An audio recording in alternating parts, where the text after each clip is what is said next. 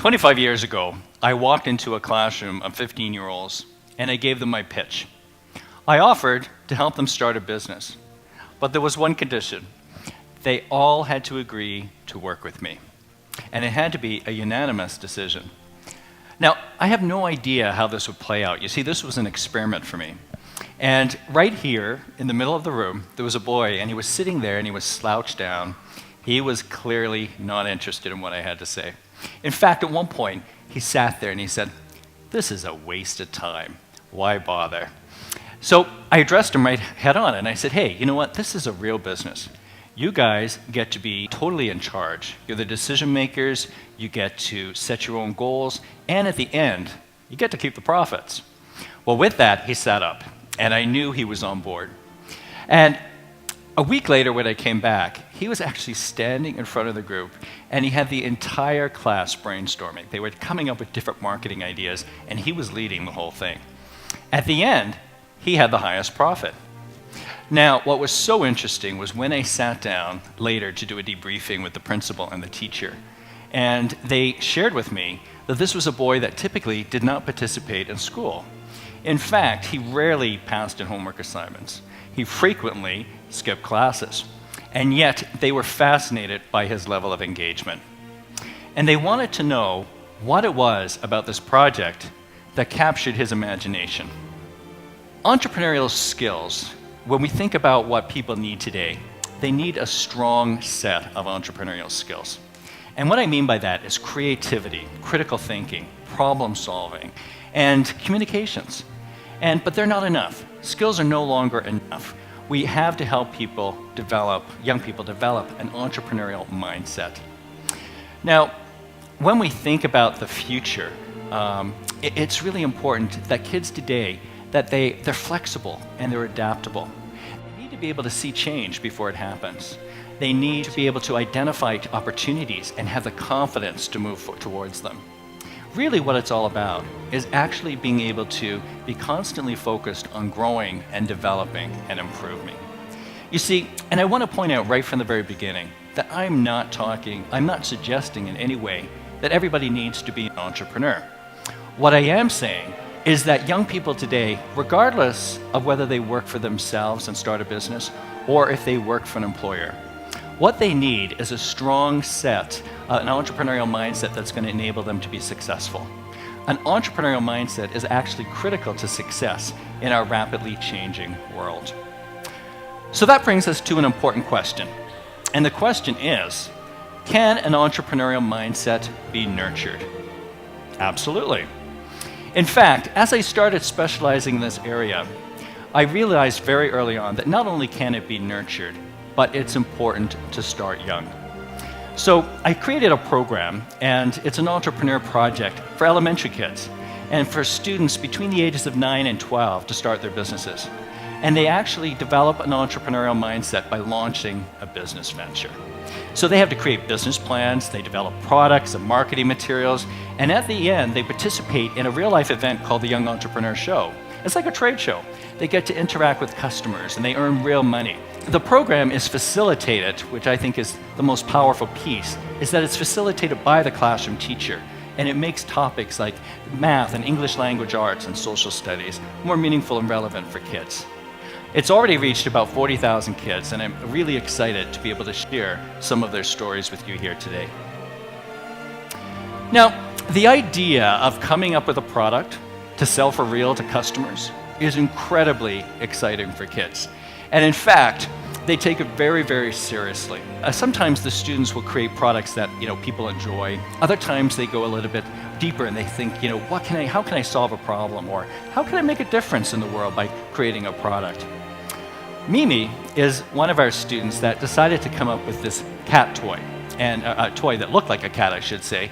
And she took this two materials, a mock suede and a mock fur. She cut strips, sewed them together, and had a cat face at the front and a tail. And she really wanted to have a fun name for this, so she called them Roadkill Kitties. And if that wasn't enough, she took a big branch that had fallen from a tree in her garden. She mounted it on top of the table, and then she had all the products hanging up here. So as you walk by, all you could see are these feline creatures looking down at you. And then she'd take them down. She was all about showmanship. So she'd take them down and lay one on the arm as customers would come up. And the customers would smooth it down, and it would roll up. And Mimi's product came alive. The Roadkill Kitty came alive. Mimi's business came alive. And Mimi came alive. You see, Mimi wasn't strong. She wasn't a strong academic student, and yet had perhaps the most successful business in her class. And what was so exciting was that she was able to achieve that success by showcasing her entrepreneurial and her artistic flair. The product development stage is also very powerful because students come up with an idea, but then they have to use market research. They do prototyping, and then they get into production. So it's very rich with learning opportunities. Tyler was very determined that he wanted to create this sock puppet, and he used his market research to really perfect the design. So when he asked the question, what color would you like? Everybody seemed to, one of the options was tie-dye, and everybody seemed to pick that choice. So it was an obvious design decision. The problem he had, though, was when it came time to pick the hair at the top and the tongue inside. And there didn't seem to be a general consensus in his survey data, so he really was unsure what to do. Now, he immediately went right to the teacher and said, hey, what do I do about this? And the teacher handled it beautifully. The teacher said, you know what, Tyler, this is your business. You have to make that decision yourself. And you've got great creative and critical thinking abilities, so can't wait to see what you come up with. So Tyler left, and we weren't really sure how this would play out. And a couple of days later, he came back, and he had a solution. He actually put a snap up here on the head and a snap inside the mouth, so these pieces could be removed. And then he made a bunch of extra designs so people could come up to the table and customize their puppets. And he didn't stop there. He actually made a bunch of extras and sold them as accessories and was able to increase his profits substantially as a result of his creativity. What we've been looking at here really is some key features, and the Entrepreneur Show is what they're working towards. So this is the final sales event where they interact with the customers. And it's incredibly dynamic, so it gives the students an opportunity to think on their feet and even solve problems along the way as they're using their communication skills to kind of pitch and talk to customers. Now, I was at an event just a few weeks ago before the holidays, and there was a boy there, and he was struggling because he had a really great product. He'd made this really cool Christmas ornament out of twigs and string. It was just beautiful. But he had them hanging on a tree, and they weren't selling. So he came out with me and he said, I'm having a problem. And I said, well, step back and just look at what your customers are seeing. And what he came up with was that maybe the problem was that the decorations were part of the tree and they weren't actually for sale. So he decided to take one down, and then he just stood here talking to customers, and he said, then I can bring them over and show them the different designs. I said, great, give it a try. So I walked around the gym, and as I was coming around the corner, and Luke says, Bill, I've already sold 3, and it's only been 10 minutes since I saw you. Now, I am not exaggerating. It was that level of intensity. And what was so interesting to me is, as I was watching his face, I had a flash of a conversation I recently had with a teacher. And she said that you can't teach pride with a textbook, but you could certainly see pride on Luke's face that day. What we've been looking at is the process of learning, and the idea of the process of learning is so important here.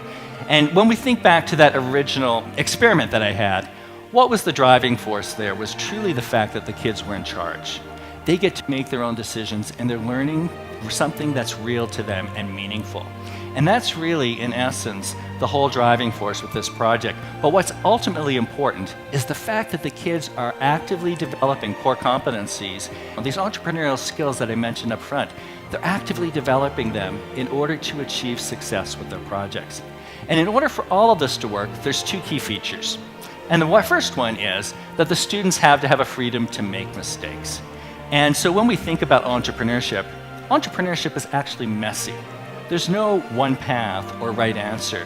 So it's really important that the students have the freedom to explore and experiment and treat mistakes simply as learning opportunities. The second is that students need to have the chance to really reflect on their experiences. and be able to identify and internalize, what they're learning. So as an example, they start a business, they know they can say, I am a business owner, or I am an entrepreneur because I did it, or I am creative because I solved that problem. So that self-reflection stage is really key because it gets them a chance to really define who they are as individuals. So I want to give you a couple of examples of how they reflect on their experiences. So when asked, what did you discover about yourself? This young boy said, I learned that I'm far more creative than I thought I was. When asked, what did you learn? This young lady said, I learned that if you take risk, you will succeed. And taking risk means thinking outside the box. So, words of wisdom from a 10-year-old. Now, the next one is purely for fun. And it's a question we always ask, and we get some serious answers. And in this case, what tip would you have for other young entrepreneurs that are just getting started? And this young boy said, wear deodorant.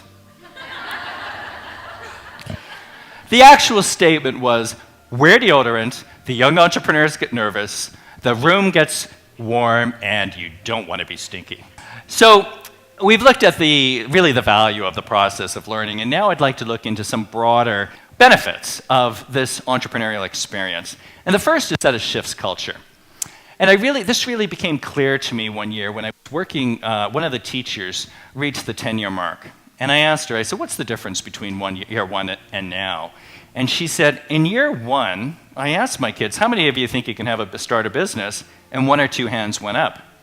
In year 10, she asked the same question, and every hand went up. Now, when she asked them why, they all agreed.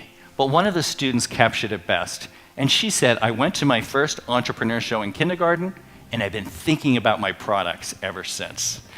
So the entrepreneurial experience, it not only helps them discover that entrepreneurship is a possible career option, it also helps them realize that there's more potential for them as young people. They can do things that maybe they didn't realize they could before. The second benefit is that it is really about unleashing potential. And one year, I was working with a student. In this particular case, this student, I walked in, it was about 2 years ago, and his name was Keegan. And Keegan had what we call him the soap guy, actually, because he had this really cool soap product. And he was standing with poise and confidence, interacting with customers and so on. And when I asked him why it was fun, he said, it's fun because I get to be me. And I looked over at his mom, and she was crying. And I realized, wow, there's more to this. So when, a few months later, he was actually giving a presentation in front of a group of educators. And as he was standing there, he said, school isn't easy for everyone. And he went on to explain that he had learning disabilities and often struggled with school. So with this project, he said he could think outside the box, and he discovered that he was far more creative and he had more talent than he realized before. And he was able to discover things, and it gave him high hopes. High hopes. Think about how many kids out there feel anxiety about the future. This project really helps them, or this type of project really helps them discover new potential. The entrepreneurial mindset also helps kids spark leadership. And really, one of the students, I got a call one day on a Friday afternoon, and this was about a boy that had social performance anxiety and mild autism. And he had a real challenge with speaking in front of groups. And in fact, he had to always give presentations one-on-one. But yet, at his entrepreneur show, he was standing there calling people over. And he ended up selling out his product and did tremendously well. At the end of the project, his mom and mom said he was in it to win it. And what was so cool was that he was able to really sell his products and interact with customers. And he definitely had a win with that program. One of the features that I haven't told you about is that the students donate 10% to charity. And his class wanted to donate to the SPCA. But in his situation, what he did was he wanted to donate to a mental facility that was just opening up. It was a wing of a hospital that was going to support kids with anxiety. And so he went in there and he stood up in front and he asked if he could speak in front of the audience. Now this is a boy with social anxiety, and he stood in front of the group and he talked about his entrepreneurial experience. And he talked about why this organization was important to him. And then he announced he was donating 50% to charity. Really, when we look at this entrepreneurial experience, an entrepreneurial mindset helps kids discover that they can make the world a better place. It really helps them discover that they can have careers that are fulfilling and meaningful and even be self-reliant. It helps them to discover their passions and their talents and their interests. And it helps them to discover that they can actually achieve success not only in the future, but in school today. One of our entrepreneurs, he had severe behavioral problems and would blow up every day in class. He would scream and shout and leave the room and so on. And at the end of the program, he flourished. And a year later, he came back and he had a gift for me. And he said, "What do you see?" And I said, "There's 3 stones and they're smooth, they're colorful, and they're special." And he said, "I'm special too. And that's how I want you to remember me." Let's get out there and help kids develop an entrepreneurial mindset. And let's help them use their special talents to put their mark on the world. Thank you very much.